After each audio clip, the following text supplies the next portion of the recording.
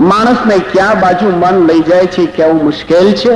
મનના નિરોધનું કોઈ બી સાધન જો હોય, મનના કંટ્રોલનું કોઈ પણ સાધન जो હોય तो हरि नाम स्मरण. तो कुछ समय के लिए हरि नाम संकीर्तन. बाद में विदुर जी की कथा आ गई. स्वामी नारायण नारायण नारायण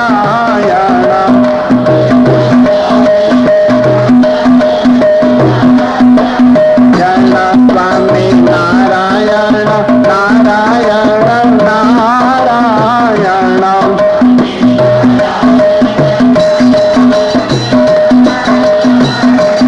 स्वामी नारायण नारायण नारायण स्वामी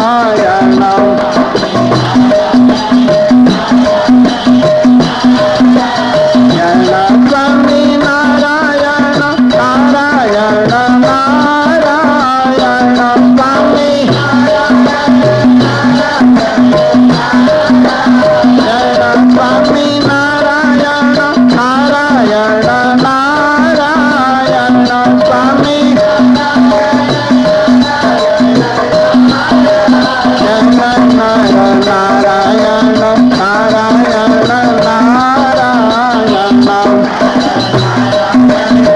स्वामी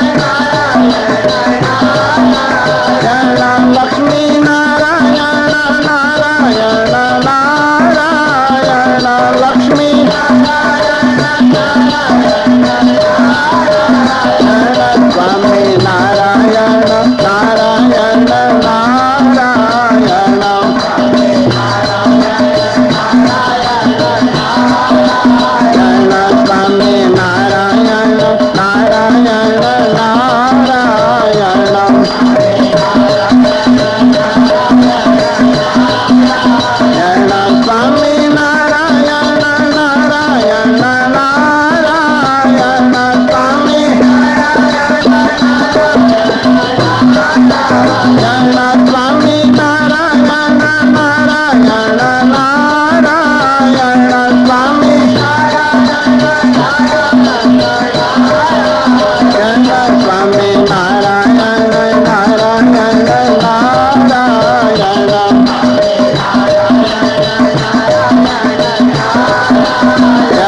स्वामी नारायण नारायण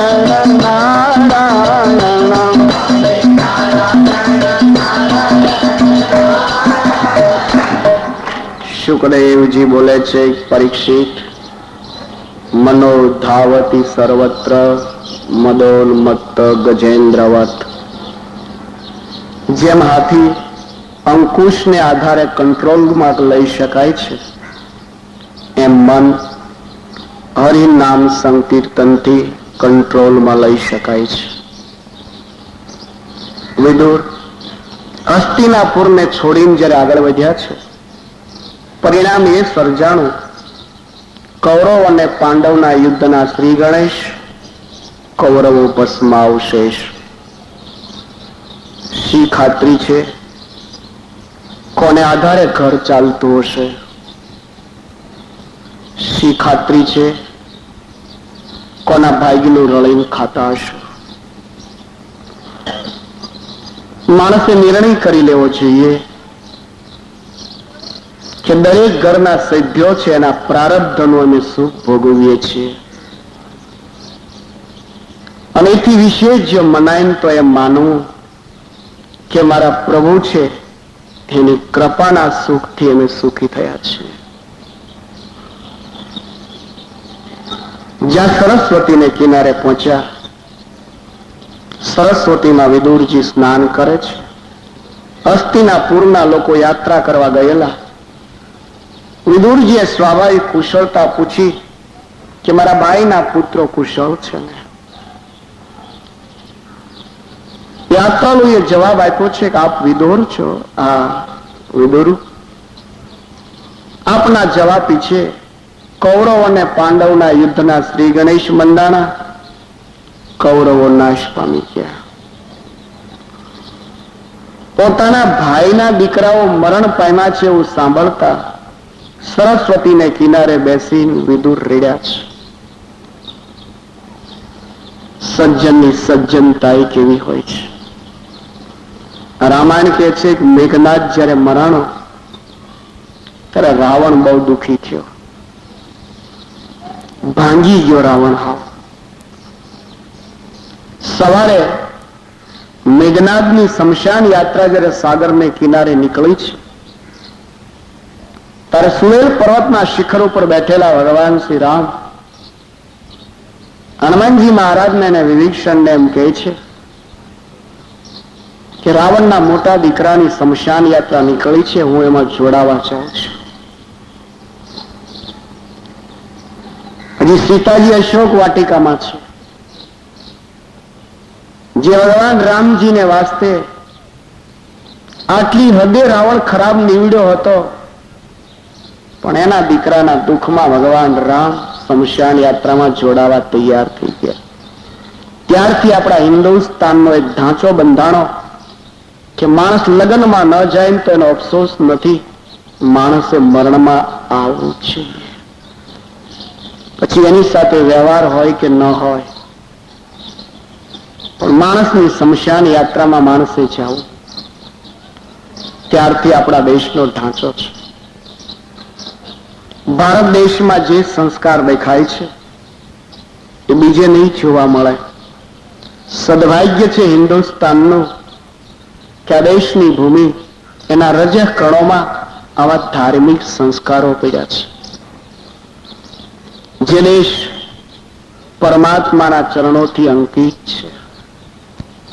ઘણીક વાર ભગવાન શ્રી હરિ એમ કહેતા કે કોઈ નિમિત્ત દેખાતું નથી, નહીં તો એવી ઈચ્છા રહ્યા કરે છે કે કોઈ બી નિમિત્તને ઊભું કરી તમારા દરેકની વચ્ચે અમે રહીએ.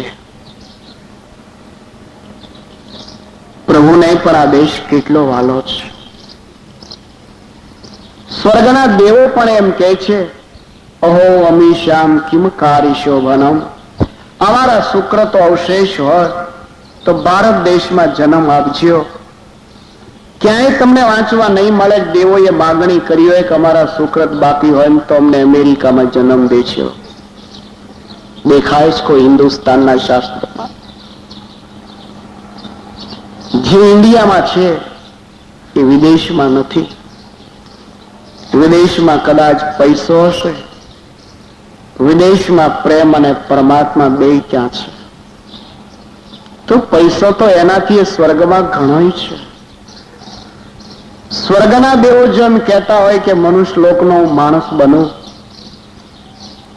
નથી લાગતું કે આપણા કેવા સદભાગ્ય હશે. અને એમાંય જેને ભગવાન ઓળખાણા હશે એના કેટલા સદભાગ્ય છે. એમાંય જેને સત્સંગનો યોગ મળ્યો છે એના કેટલા સદભાગ્ય હશે. જે દેશમાં એમ કહેવાય છે સત્સંગીના ગોળાનું પાણી પીશે એનું કલ્યાણ થશે. શું કલ્યાણ કોઈ ભાજી મૂળો છે? જન્માંતરોની સાધનાથી જે નથી મેળવી શકાતું એ સત્સંગીની દીકરી હોય ને એના હાથનો ઘડેલો રોટલો ખાય ને તો એનું કલ્યાણ. ભગવાન સ્વામિનારાયણે તો ભાજી મૂળાના ભાવે વેચીને જોહાવ અતિ સસ્તું કર્યું. વિશ્વના ઇતિહાસોમાં જે પ્રભુએ પ્રાણિકા શરૂ કરી છે એ જોવા નથી મળતી. વિદુરજીને સમાચાર જયારે મળ્યા છે કે મારા મોટાભાઈના દીકરાઓ મરાણા છે, સરસ્વતીને કિનારે બેસીને રડ્યા છે. એને દુઃખ થયું છે કે મારા ભાઈના દીકરાઓ આ રીતે વૈરથી જે મર્યા છે એનું મને દુઃખ છે. જે કુળમાં મારો જન્મ, એ કૌરવ કુળને હું સુધારી ન શક્યો, એને સારા સંસ્કાર ન આપી શક્યો, એનું આજે મુજે દુઃખ. વિદુર અને ઉદ્ધવની કથાથી આ તૃતીય સ્કંદ એમ કહેવા માંગશે કે તમે તમારી પેઢીને હાચવ છો. તમે તમારા બાળકોમાં ધર્મના સંસ્કારો રેડી છો. તમે તમારા બાળકોને સદાચારી બનાવજો. નહીં તો તમારી આંખની સામે તમારી પેઢી જયારે તમે ડૂબતી જોશો ને ત્યારે તમને દુઃખ થશે. વિદુરજીના હૃદયને દુઃખ છે કે કૌરવોને હું સુધારી ન શક્યો, સદાચારી બનાવી ન શક્યો. તો પરીક્ષિત દ્વારિકામાં એવી જ ઘટના ઘટી. કેદુવંશી જે હતા, ભગવાનની ખૂબ દયા હતી, છતાં યદુવંશીઓના જીવનમાં સદાચાર ન રહ્યો. આપણે ત્યાં કહેવાય છે કે રામરાજ લાવવું છે. જ્યારે જ્યારે કોઈ પ્રવચન કરતો હશે ત્યારે એમ કહેશે કે આપણા દેશમાં રામરાજની સ્થાપના કરવી છે. ઘણા સાહિત્યકારોના ભજનો પણ એવા દેખાય છે કે આ દેશમાં રામરાજ ક્યારે આવે. કોઈ પ્રવચનકાર એવું બોલતો તમે નહીં સાંભળો કે આ દેશમાં કૃષ્ણ રાજ્યની સ્થાપના કરવી છે. સારા પ્રવચનકારો એમ બોલશે કે રામરાજ લાવવું છે. કોઈ બી પ્રવચનકાર એમ નહીં બોલે કે આ દેશમાં કૃષ્ણ રાજ લાવવું છે. જરા ધ્યાન દેશો તો પોઈન્ટ સમજાશે. તૃતીય સ્કંદનો દ્રષ્ટિબિંદુ બતાવવા માંગુ છું. તો હિન્દુસ્તાનના લોકો એમ કહેતા સાંભળશો તમે કે આ દેશમાં રામરાજ લાવવું છે. કોઈ હિન્દુસ્તાનનો સંત ભી એમ નહીં બોલે કે આ દેશમાં કૃષ્ણ રાજ લાવવું છે. તો નથી લાગતું કે તમે રામ અને કૃષ્ણ માટે મતભેદ ઉભા કરો છો.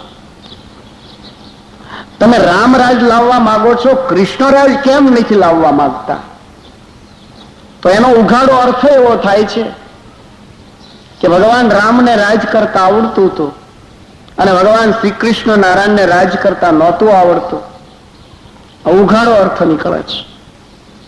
તમે રામરાજની માગણી કરો છો, કૃષ્ણરાજની માગણી નથી કરતા. તેનો ઉઘાડો અર્થ એવો થાય છે કે ભગવાન રામને રાજ કરતા આવડ્યું હતું, દ્વારકાધીશે તો ભાજી મૂળા જ વેચાતા. રામરાજ શું કરવા, કૃષ્ણરાજ કેમ નહીં? તમને રામરાજ કેમ ગમ્યું, કૃષ્ણરાજ કેમ નથી ગમતું? શુક્રવા તમારો આગ્રહ છે. લોકો એવું બોલે છે દેશમાં રામરાજ ના આવે તો કાંઈ નહીં, આપણા ઘરમાં રામરાજ લાવો. કેમ કોઈ નથી બોલતો કે દેશમાં કૃષ્ણરાજ ન આવે તો કાંઈ નહીં, આપણા ઘરમાં કૃષ્ણરાજ લાવો? એક ફલિત થાય છે આ વિચાર ઉપરથી કે રામરાજ ઘરમાં આવે ને તો આપણું ઘર સુખી થાય અને કૃષ્ણ રાજ્ય ઘરમાં આવે ને તો આપણું ઘર દુઃખી થાય. આવો સ્પષ્ટ એમાંથી તારણ નીકળે છે. ફરક એ છે, રામ માટે કોઈને વિરોધ નથી, ભગવાન કૃષ્ણ માટે પણ વિરોધ નથી. ભગવાન રામ કે ભગવાન કૃષ્ણ જો હૈ વહી તો ભારતીય લોકોના ઉપાસ્યો છે. એ તો પ્રભુ કાર્ય પરત્વે જયારે જન્મ સ્વીકારે છે ત્યારે સંતોએ પાડેલા નામ છે. કોઈ રામ કહે છે, કોઈ કૃષ્ણ કહે છે. સ રાધિયા યુતો જ્ઞેયો રાધા કૃષ્ણ ઇતિ પ્રભુ. અનેક નામ છે. રામ અને કૃષ્ણ માટે કોઈ ભેદ નથી, પણ રામ રાજની જે આશા દેશના સંતોને લોકો રાખે છે, કૃષ્ણ રાજની આશા આ દેશના લોકોને સંતો નથી રાખતા. એનું કારણ રામાયણના સંતો એમ કહે છે કે એકવાર અયોધ્યામાં એક તાપસ આવી ચડ્યો. બરોબર સાંજના 6:30 નો ટાઈમ. આ તાપસી જે અયોધ્યાના દરવાજામાં પ્રવેશ કરે તો એ અયોધ્યાવાસી માણસ મળ્યો. પેલા તાપસીએ પૂછ્યું કે કયું ગામ આ? પેલી વ્યક્તિ કહે છે કે મહારાજ આનું નામ અયોધ્યા નગરી છે. અચ્છા, અહીંયાના રાજા કોણ છે? પેલો કહે છે કે આ બાપજીને કઈ ખબર નહીં લાગતી. મહારાજ જંગલમાં જ રહેતા લાગો છો, કભી નહીં સુના હોગા? ના. અચ્છા, અયોધ્યાનો રાજા બતાવો કે શાસન કરતા બતાવો? પેલો તાપસી વિચાર કરે કે વળી રાજા અને શાસન કરતા અલગ હશે. તાપસી બોલે છે કે રાજા અને શાસન કરવામાં શું ફરક? હા મહારાજ, બીજો કોઈ ફરક નથી, પણ રાજા અને શાસન કરતામાં એ ફરક છે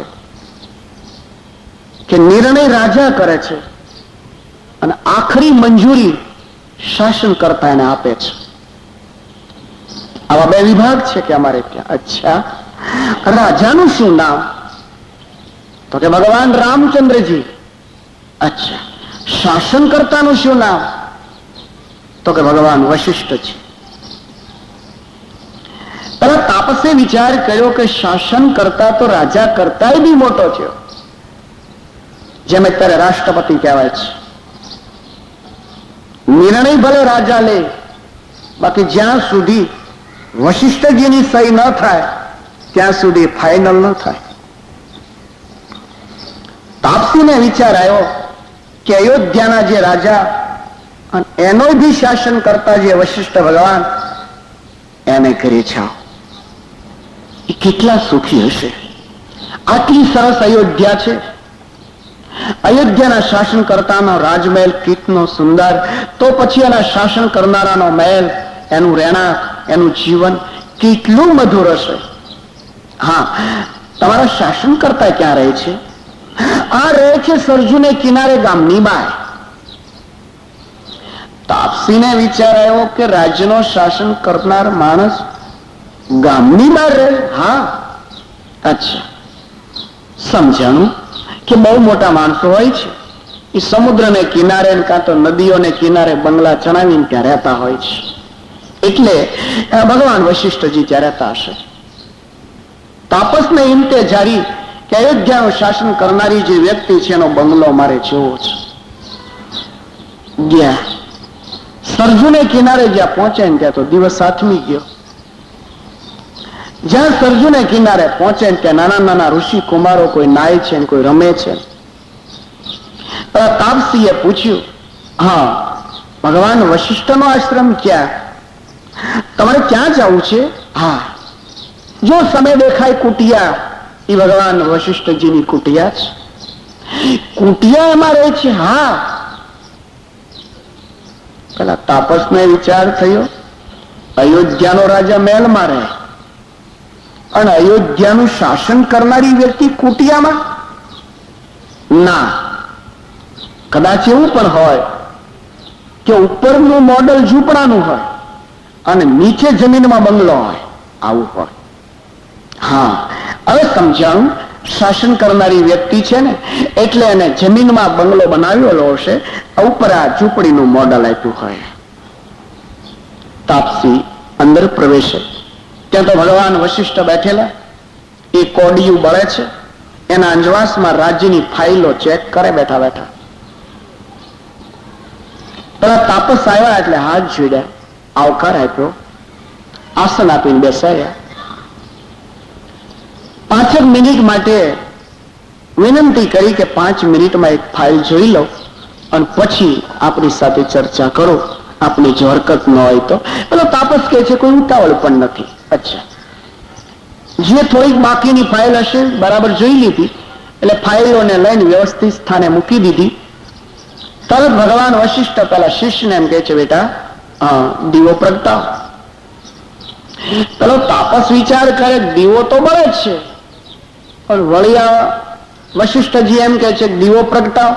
અચ્છા, કદાચ હું મહેમાન તરીકે આવ્યો છું ને 2 દીવા કરવા વાસ્તે ભલામણ કરતા હશે કે એક પ્રગટે છે, બીજો પ્રગટાય તો વધારે અંજવાસ થાય, સરખી વાતચીત થાય.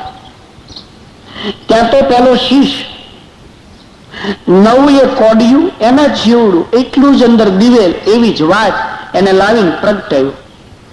ત્યાં સુધી તો પેલા તાપસને એક શ્રદ્ધા, એક વિશ્વાસ કે 2 દીવડા હળગાવ્યા એટલે અંજવાળું વધ્યું. પણ બીજો દીવડો સળગાવી અને પેલો જે દીવડો બળતો હતો એને હાથમાં લઈને પેલા શિષ્યે ફૂંક મારીને ઠારી નાખ્યો. ઠારીને યથાસ્થાને મૂકી દીધો. પેલો તાપસ વિચાર કરે, નહીં સમજાતો કે એક દીવો બળતો હતો એને ઠારીના બીજો શુક્રવાર સળગાયો. 2 રાખ્યા હોત તો એમ દેખાત કે ભાઈ અંજવાળું વધે એટલે 2 સળગાવ્યા. તો પછી આ નવો સળગાવવાની કઈ જરૂર? એક તો દીવડો બળતો જ તો. ભગવાન વશિષ્ઠની સામે હાથ જોડીને કહે છે કે બાપજી, હા, એક સંશય થયો છે, પૂછીએ. આપ અયોધ્યાના શાસન કરતા છો? વશિષ્ઠજી બોલે છે, શાસન કરતા નથી, અયોધ્યાનો સેવક છે. અચ્છા, આપની મોટાઈ. તાપસી બોલે છે, પણ ભગવાન, એ જ શંકા કે હું અહીંયા જયારે આવ્યો ત્યારે એક દીવડો બળતો હતો. હું 5 મિનિટ બેઠો, પછી આપે એમ કીધું કે દીવો પ્રગટાય. શિષ્ય નવો દીવો પ્રગટાવ્યો અને પેલો જૂનો દીવો બળતો હતો ને ઠારી નાખ્યો. એનું શું કારણ? વશિષ્ઠજી હસવા લાગ્યા છે. તાપસ, ન સમજાણું? નહીં બાપજી, ક્યારનો વિચાર કર્યા કરું છું, નહીં સમજાતું. કદાચ પેલો દીવો જૂનો હોય અને આ નવો હોય અને इसलिए જૂનો ઠારી નવો સળગાવો તોય પણ મને કંઈક સમજાય છે, પણ 2 દીવા એકદમ સરખા છે.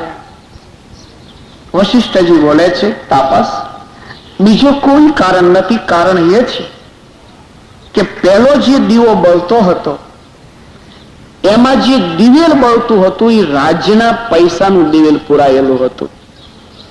એ દીવડો રાજ્યનો હતો. તો રાજ્યની ફાઇલ જ્યાં સુધી હું ચેક કરતો હતો ત્યાં સુધી રાજ્યનું દિવેલ બળતું હતું. રાજ્યની ફાઇલ ચેક કરવી જ્યારે મેં બાજુ પર છોડી દીધી અને પછી તો મારું વ્યવહારિક મારે કામ કરવાનું હતું એટલે રાજ્યનો દીવડો ઠરાયો અને મને જે વરખાસન મળે છે એના પૈસામાંથી દિવેલ જે હું મગાવું છું એ દિવેલથી પુરાયેલો આ દીવડો એ મેં પ્રગટાયો. બીજું કોઈ કારણ નથી. ત્યારે તાપસ એમ કહે છે કે રામ રાજ્યની જો કોઈ શોભા હોય તો ભગવાન વશિષ્ઠ હોય કે જે રાજ્યમાં રાજ્યનું કામ થતું હોય ત્યાં સુધી રાજ્યનું દિવેલ વપરાય છે. જ્યારે પોતાનું કામ થતું હોય છે ત્યારે રાજ્યનું દિવેલ વાળો દીવડો એક બાજુ મૂકી પોતાના પૈસાનું મગાવેલું દિવેલ એનો દીવડો જ્યાં વપરાતો હોય છે એનું નામ રામરાજ. અને इसलिए આ દેશની જનતા એમ કહે છે કે આ દેશમાં રામરાજ આવે. રામ રાજ્યમાં ભગવાન વશિષ્ઠ એના શાસન કરતા હતા. જ્યારે અમારા દ્વારકાધીશના રાજ્યમાં શાસન કરનારો કોઈ સંત નહોતો. રામ રાજ્યમાં ભગવાન સંત વશિષ્ઠજી હતા, જેને પ્રમાણે અયોધ્યાની પ્રજા જીવી ત્યાં સુધી પોતાના મુરાદથી જીવી અને અંતે ભારત દેશને એક દિશા સૂચન આપતી ગઈ અયોધ્યાની પ્રજા કે આ રીતે જીવન જીવી શકાય. આ ભગવાન વશિષ્ઠના હાથ નીચેનું જીવન. જ્યારે ભગવાન દ્વારકાધીશના યદુવંશીઓ સોનાની દ્વારિકામાં રહેતા હતા પણ કોઈ સંત કંટ્રોલ નહોતો, કોઈ સંત શાસક કરતા નહોતો. એનું પરિણામ એ સર્જાણું કે અતિ સુખમાં છકેલા યદુવંશીઓએ વારુણી મદિરાનું પાન કર્યું અને અંદરો અંદર એકબીજાનો કચરઘાણ નીકળી ગયો. इसलिए આ દેશના લોકો એમ કહે છે રામ રાજ જોઈએ છીએ, નથી બોલતા અમારે કૃષ્ણ રાજ જોઈએ છીએ. ભગવાન કૃષ્ણની સાથે વાંધો નથી પણ રામ રાજનો શાસન કરનારો જે સંત છે, કૃષ્ણ રાજનું શાસન કરનારો કોઈ સંત નથી. રામ રાજનું શાસન કરનારો સંત હોવાને કારણે રામ રાજના લોકો આદર્શ જીવન જીવતા હતા, જ્યારે કૃષ્ણ રાજનું શાસન કરનારો કોઈ સંત નહોતો. જેના પરિણામે યદુવંશીઓમાં સદાચાર ન રહ્યો અને પરિણામે પિંડારકના ઋષિઓની મશ્કરી કરી અને મશ્કરીમાંથી આખી હોળી એને હાથે કરીને પ્રગટાવી, જેની પાછળ કોઈ વાસ નાખનારો ન બચ્યો. અયોધ્યાને સરજુએ ડૂબાવી હશે એવી એક કથા તમને રામાયણમાંથી જોવા નહીં મળે. કે ભગવાન રામે મનુષ્ય લીલાની સમાપ્તિ કર્યા પછી સરજીએ કેમ અયોધ્યા ના ડૂબાડી? તો ભાગવતજી આપણું એમ કહેશે કે દ્વારિકાધીશે જેવી મનુષ્ય લીલાની સમાપ્તિ કરી, ઇસી મિનિટે સાગરે દ્વારિકાને બોલી દીધી. સરજીએ અયોધ્યાને તો કેમ ન બોલાય? સાગરે દ્વારિકા જયારે બોલી તો સરજુએ અયોધ્યા બોલવાની જરૂર હતી જ. સરજુ જો અયોધ્યાને ન બોલે તો સાગર દ્વારિકાને શું કરવા બોલી દે છે? દેખાય છે કે ભગવાન રામ ગયા પછી એ પણ અયોધ્યાની અંદર ભગવાન વશિષ્ઠના શિષ્યો અયોધ્યાનો કંટ્રોલ કરી રહ્યા હતા. અને અયોધ્યાનો કંટ્રોલ કરી રહેલા હોવાને કારણે અયોધ્યાઓની પ્રજા છે એમાં સદાચાર હતો, ભગવાન રામની શરણાગતિ હતી. સદાચાર અને ભગવાનની શરણાગતિ હોવાને કારણે સરજુ અયોધ્યાના પાદરમાં બહી રહ્યા હતા, છતાં સરજુ એનો કાંઠો છોડી અને ગામમાં કોઈ દી ઘૂસ્યા નથી. જ્યારે ભગવાન દ્વારકાધીશ ગયા પછી યદુવંશમાં કોઈ બાકી રહ્યું જ નહોતું. इसलिए અહીંયા કોઈ સંત કંટ્રોલ કરનારો પણ નથી, જેને કારણે સાગરને એમ લાગ્યું કે આ રાજધાની કે જે રાજધાનીમાં સંત અને શરણાગતિ વગરના યદુવંશીઓ રહ્યા છે એના પરમાણુ આ રાજધાનીમાં પડ્યા છે. આ રાજધાની હિન્દુસ્તાનના લોકોના ઉપયોગમાં જો આવશે તો એની બુદ્ધિના બેક્ટેરિયાઓ બદલશે, અને એ બદલશે તો યદુવંશીઓના જે વિચારો એ ભારતીય લોકોના વિચારો બનશે, અને એ વિચારો જો બનશે તો એકવાર આ દેશની સંસ્કૃતિ નાશ પામી જશે. અને इसलिए સાગરે દ્વારિકાને બોલી દીધી. રામાયણનો મત છે કે જે માણસ જ્યાં રહેતો હોય છે એના પરમાણુઓ એ સ્થાનમાં કાયમ રહેતા હોય છે. इसलिए જયારે વિભીષણને ગાદી સોંપવાની ભલામણ થઈ છે ત્યારે ભગવાન રામજીએ લખનને ભલામણ કરી છે કે તું ભલે અયોધ્યામાં જા, અરે લંકામાં જા, પણ એટલી ભાઈ ભલામણ કરું છું કે કદાચ તને કોઈ વિનંતી કરે તો રાવણના આસન ઉપર ન બેસીશ. રામજીનો ગુરુ મંત્ર લખનને. લખન ગયા છે લંકામાં, રાવણનો બધો વિધિ સમાપ્ત કરી અને રાજ તિલક કરવાનો જયારે સમય થયો ત્યારે વિભીષણે વિનંતી કરી છે કે આપ ભગવાનના નાના ભાઈ છો, આપ એક રામનું બીજું સ્વરૂપ છો, આપ જો આ ગાદી ઉપર બિરાજો તો આ ગાદી પવિત્ર બને. પ્રભુએ ના પાડી, ગુરુ મંત્ર આપ્યો તો લખન જાળો છે ભાઈ, રાવણના આસન ઉપર ન બેહીશ. પણ વિભીષણે જયારે અતિ વિનંતી કરી છે ને ત્યારે લખન ભૈયાને વિચાર થયો કાંઈ વાંધો નહીં, બેહવા હું વાંધો. આપણે ઘણીક વાર એમ કહી છે કે રગડો ખાવા હું વાંધો, રગડો ખાવા બીજો કાંઈ વાંધો ને, ગળે કાંઈ અટકતો નથી. ઘણા લોકો કે પૂરી પકોડી હું વાંધો, ઘણા લોકો ખમણ બહુ સરસ ચોખ્ખું ખમણ. ચોખ્ખું ને એઠું હું હવે શિંગડા પૂછડાનું જ ભાન નથી માણસને, બહુ સરસ, એમાં હું વાંધો. ખાવા તો બધું ચર્ચ્યું છે ને. માણસને બે વિચાર કોઈ દી હુસતા જ નથી. માણસ કાયમ આર્ગ્યુમેન્ટ કરતો રહ્યો, ખાવા માટે બધું કર્યું છે તો ખવાય. વાતો કરો છો બહારનું ન ખાવું, બહારનું પેટનું ખવાય છે, બહારનું જ ખાવાનું હોય. એક આર્ગ્યુમેન્ટ માણસ પાસે આ હોય છે કાયમ, વાંધો શું બહારનું ખાવાનું. અને બીજો એક આર્ગ્યુમેન્ટ એ હોય છે આપણે એમ કહીને સાચું બોલવું જોઈએ, સત્ય બોલવું જોઈએ, ગમે હા એમાં શું વાંધો, બોલવામાં વાંધો. શબ્દો છે ને બધા, અરે શબ્દો તો બધા છે છતાં મધુર અને પ્રિય જ બોલાય. શરીરના છિદ્રો બે છે પણ કોળીઓ મોઢામાં જ મુકાય, પૂઠે ન મુકાય. જે શબ્દો બોલાતા હોય એ જ બોલાય, જે શબ્દો મધુર લાગે એ જ બોલાય, એનું નામ શબ્દો છે. અપ્રિય જે બોલાય છે શબ્દ નથી, હોય તો ગાળ છે. તો માણસ કાયમ કહેતો હોય છે આમાં શું વાંધો છે, એમાં વાંધો નથી. પણ મહાભારત એમ કહે છે કે દુર્યોધનના હાથના સ્પર્શ વાળું અંત ભીષ્મના પેટામાં ગયું ને તો ધોળી દાઢીમાં ધૂળ પડી ગઈ. ભીષ્મ જેવા પાત્રના પેટમાં દુર્યોધનના હાથના સ્પર્શ વાળું અન્ન જાય અને એની ધોળી દાઢીમાં જો ધૂળ પડે તો હાંજ પડે 18 હોટલનો ચા ઢોળતો હશે. પછી કે સ્વામી બાબાને સમજાવો ને, માનતો નથી, એ હારું ગળકીને દબ્બી દેતો. જરૂરી જ છે, હવે તારા જેવાની કઈ જરૂર જ નથી. તો હાથે કરી અને કાળા કલરમાં કપડું બોળીને બેઠો અને હવે એમ કહે છે ઉજળું કેમ ન થયું? હવે શું ઉજળું થવાનું? લખન ભૈયાને ના પાડી હતી. લખન રાવણના આસન ઉપર ન બેસીશ, પણ લખન ભૈયાને વિનંતી થઈને તારે ભૈયાને એમ થયું કે લેન ઘડી જ્યાં આરામ કર્યો એ, અને જ્યાં રાવણના આસન ઉપર બેસે તમારે બાબા નિષ્કુળાન સ્વામી લખે કે સુનો નગારો સૈન્યનો મારી કાઢો હે લંકાપુરી. રામ વિજયની જે નોબત વાગતી હતી, લખન ભૈયાને કાને એનો અવાજ અથડાણો. તરત લખન ભૈયા બોલે છે વિભીષણ, હા આ નોબત શેની વાગે છે? ભૈયા એ તો રામ વિજયની નોબત. રામ કોણ છે? જાઓ મારીને કાઢી મૂકો. લે 2 મિનિટમાં તો લખન બદલાઈ ગયો. અમારે બાબા નિષ્કુળાન સ્વામી કહે છે इसलिए આ દેશમાં મંદિરોની રચના થઈ છે.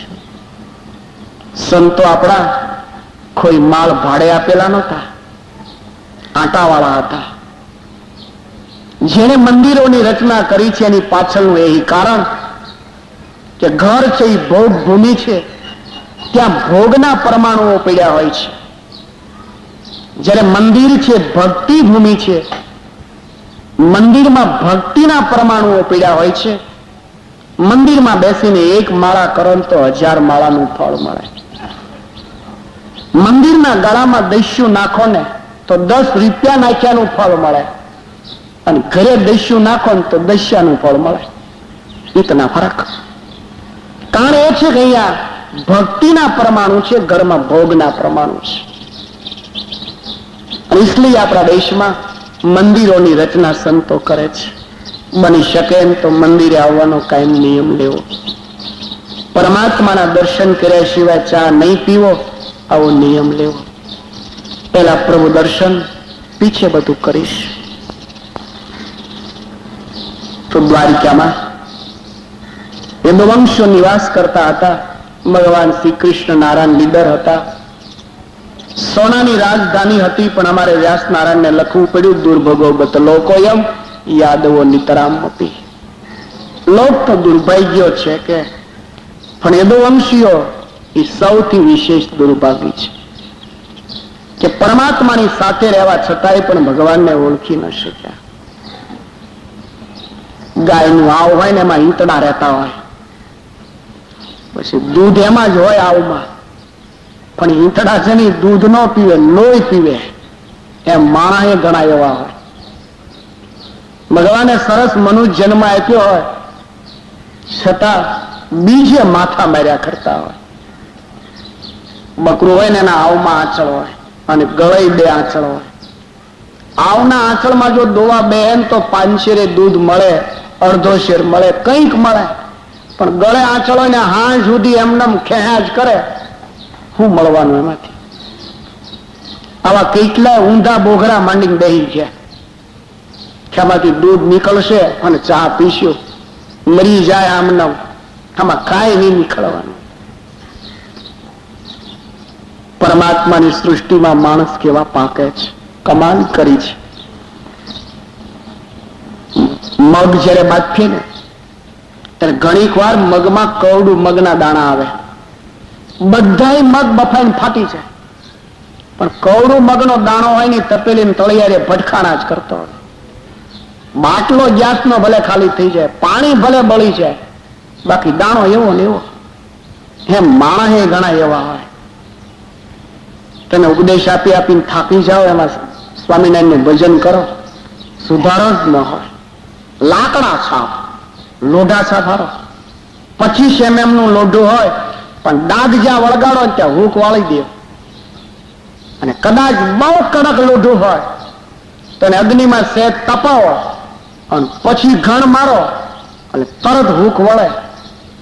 25 mm ના હરિયાને તમે હૂક વાળી શકો, પણ 4-5 ની સાઈઝ હોય લાકડાની અને એનો હૂક વાળો હોય કરજો મહેનત ક્યારેક, લાકડું વળે. જો પ્રયાસ કરો ને તો ભાંગી જાય, અને ઊંડું કરીને વાળવા જાવ તો હળગી જાય. માણસ ગણાવા લાકડા સાફ થાય, એ વળે જ નહીં. इसलिए આ દેશમાં એમ કહેવાય છે રામ રાજ, દ્વારિકાનું રાજ નહીં.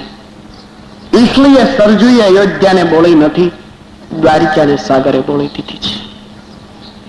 તો યદુવંશીઓની સ્થિતિ આ પ્રમાણે થયા પછી પ્રભુના આદેશથી ઉદ્ધવ ચાણ પાદુકાને શિર ઉપર લઈને બદ્રિકાશ્રમ તરફ જાય છે. ઉદ્ધવને એ દુઃખ છે કે મારા યદુવંશીઓ કમોતે મેર્યા, વિદુરજીને એ દુઃખ છે કે મારા વંશજો કમોતે મેર્યા. બે ઋષિઓની દિશા. આ બે લીડરો, એક કૌરવ કુળનો લીડર અને યદુ કુળનો લીડર, બે ભગવાન દ્વારિકાધીશના અનન્ય ભક્ત, બે ભગવાન દ્વારિકાધીશના અનન્ય શિષ્ય, બે સારા વિદ્વાન અને ભણેલા, બે ખૂબ સમજો અને ડાયા. આ બે ને આજે રોવાના દિવસો યમુનાજીને કિનારે આવ્યા છે. એમ આપણા ભાગવતનો 3જો સ્કંદ કહે છે. બંને જણા યમુનાજીને કિનારે ભેગા થઈ ગયા છે. વિદુરજીને જવું હતું દ્વારિકા, અને દ્વારિકામાં રહેનારા ઉદ્ધવજીને જવું હતું બદ્રિકાશ્રમ. એ બેનું જયારે મધુર મિલન થયું, બે સંતો એકબીજાને બથ મિલાવી એકબીજાના ખભે માથા મૂકી ફૂટ ફૂટ કરવો એ રડને લગે. વિદુરજીને એનું કુળ ડૂબ્યું એનું દુઃખ છે, ઉદ્ધવજીને એનું કુળ ડૂબી ગયું એનું દુઃખ છે. હવે આપણને થાય છે કે નહીં, હવે વિચારી લેવાનું કે આપણું કુળ ડૂબે છે, તરે છે, એનું આપણને કઈ દુઃખ થાય છે કે નહીં. જો દુઃખ થતું હોય તો સમજ્યું કે મારામાં કઈક સજ્જનતા માનવતા છે, અને દુઃખ ન થતું હોય તો સમજ્યું કે રામની બીજી સાઈડમાં જે રહેતો હતો એના વિચારો મારામાં છે. ભગવાન સ્વામિનારાયણ કહેતા કે હિન્દુસ્તાનનો માણસ એકલ પેટો કોઈ દિવસ હોય નહીં. હિન્દુસ્તાનના માણસને થોડુંક મળતું તો એ વેચીને ખાતો, હિન્દુસ્તાનના માણસને ભગવાન મળતો તો એ બીજાને ઓળખાવી અને પછી ધામમાં જતો. ધામમાં રહેનારી વ્યક્તિને મારી તમારી જો આઈની ચિંતા હોય, ધામમાં રહેનારી વ્યક્તિ મારા તમારા કાંડા થોભવા માટે જો અહીંયા આવતી હોય, ધામમાં રહેનારી વ્યક્તિ, સુખમાં રહેનારા સંતો આ લોકની અંદર આવી મારી તમારી ચિંતા જો કરતા હોય તો આજે આપણને ચિંતા થાય છે. જેનામાં ચિંતા હોય છે એનું નામ વ્હાઈટ કપડામાં સંત. ઘણીક વાર બે જણા શાંત બન્યા ત્યારે વિદુરજી એમ કહે છે કે ઉદ્ધવ, યદુવંશીઓ કુશળ છે ને, કોઈનું ભૂલાણું તો નહીં પાછું તાજું કરાયું. અને ઉદ્ધવજીની આંખ આંસુથી છલકાઈ ગઈ. કમોતે મરતા પોતાના યદુવંશીઓ પ્રવાસને કિનારે મળ્યા દેખાવા, સોનાની દ્વારિકા મળી આંખમાં તરવા, ભગવાન દ્વારિકાધીશની મનુષ્ય લીલાની સમાપ્તિ મળી આંખ આગળ દેખાવા. ઘડીક ભર ઉદ્ધવ પણ ભૂલી ગયા ક્યાં ઉભો છે. વિદુરજીની સામે રડતે નેત્રે બે હાથ પર માથું ઢાળી દીધું છે. વિદુર પૂછે છે, ઉદ્ધવ કેમ એટલા બધા નિરાશ હો ગયે? ભગવાન તો કુશળ છે ને. ઉદ્ધવજી કહે છે, કોની શું કુશળતા કહો? દુઃખની વાત તો એ છે કે આટલા વર્ષો સુધી હારે રહ્યો, પણ જે રીતે ભગવાનને ઓળખવા જોઈએ એ રીતે ઓળખી ન શક્યો. વિદુર, આજે હૃદયનો એ પસ્તાવો છે કે જે સમજવું જોઈતું હતું એને હું સમજી જ ન શક્યો. જીવનની એક કરુણતા છે કે જેને સમજવાની જરૂર છે એને આપણે સમજી નથી શક્યા. જેને સમજવાની જરૂર છે એને આપણે છોડી શક્યા છે. વડીલો જીવતા હોય ને ત્યારે નથી સમજાતા, ભગવાન મનુષ્ય શરીરમાં હોય ને ત્યારે નથી સમજાતા. મુझे યાદ છે મારા દાદા ગુરુ જયારે અહીંયા આવતા ત્યારે હું વિદ્યાર્થી સ્કૂલમાં ભણતો, ઘણીક વાર હારે આવતો. ગોપીનાથજી મહારાજના હું એ કહેવા માંગુ છું કે તે દિવસે જે મને નહોતું સમજાતું એ આજે સમજાય છે, પણ જે દિવસે સમજવાનું હતું તે દિવસે ન સમજાણું એનું માણસને દુઃખ હોય છે. તો તો ગોપીનાથજી મહારાજના દર્શન કર્યા પછી દાદા ખાચરના દરબારમાં જતા જી આજે લીમતરુ બિરાજે છે ને એને દંડવત કરતા. બાળક બુદ્ધિથી હું જોયા કરતો, આટલી મોટી ઉંમરના આ પેડને દંડવત કરે, ઝાડને એ કરે એટલે આરવાર પછી હું કરું. દંડવત કર્યા પછી એ ધૂળને લઈને માથા ઉપર મૂકે. વંદન કરતા કરતા લીમતરુના થડ પાસે જઈને એને બથ મિલાવે અને પછી લીમતરુના થડ ઉપર માથું ઢાળે. બે આંખ બંધ થાય ત્યારે એની આંખમાંથી આંસુના બુંદ પડે. 5 મિનિટ થાય ને તો એના મોઢામાંથી એવો શબ્દ નીકળતો, હે લીમતરુ, તારી નીચે તો ભગવાન સ્વામિનારાયણ વર્ષો સુધી બેઠા છે. તારા થડને ટેકવી વર્ષો સુધી પ્રભુ રહ્યા છે. તને ભગવાનનો યોગ થયો છે. ભગવાનના યોગ વાળા અત્યારે કોઈ બી અહીંયા નથી. જેટલા ભગવાનને મળેલા હતા ને બધા એવી ગયા છે. હા, એક ગોપીનાથજી મહારાજ છે, પણ એ મારી સાથે બોલતા નથી. મળેલામાં જો અવશેષ હો તો લીમતરુ તો એક જ હો. તો ऐसी मेरी प्रार्थना કે ભગવાન સ્વામિનારાયણને મારી યાદી આપતો રહે છે કે મને ભૂલી ન જાય. આ શબ્દો સાંભળતો ને ત્યારે મને એમ લાગતું કે શું દોહા બક્યા કરે છે. આજે મને એમ દેખાય છે ખરેખર સત્ય હતું. અમારે પ્રેમાનંદ સ્વામી એમ કહેતા, બિસર ન જાજો મેરે મિત, એવી બર માગું મેં મિત. હું એટલી જ માગણી કરું છું કે મને ભૂલી ન જતો.